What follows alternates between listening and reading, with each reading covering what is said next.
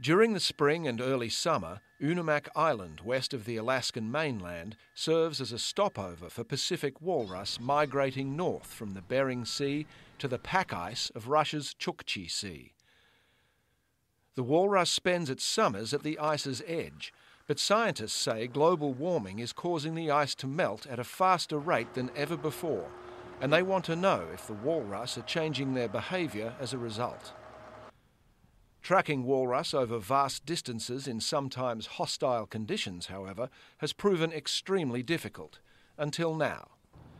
At the Alaska Science Centre in Anchorage, Tony Fishbach and his colleagues have come up with a satellite transmitter that can be attached to the walrus and goes where the walrus goes.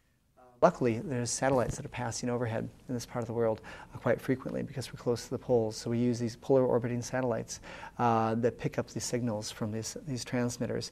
And through the Doppler effect, these satellites are able to determine where the transmitter is when it transmits. And the transmitter is also able to send a little packet of information. That packet of information includes data about where the walrus travel in relation to the sea ice and their feeding grounds.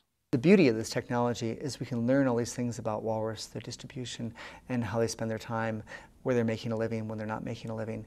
We can do all that without the use of any drugs. So we're able to handle these animals by simply placing this between their shoulder blades. They use a crossbow to fire the transmitter into the walrus's thick blubber. Fishbach says it's a painless procedure, and the data collected will provide critical information for understanding the consequences of summer sea ice loss due to climate change. Ultimately, they say, it may also contribute to the survival of a species. Rob Muir, Reuters.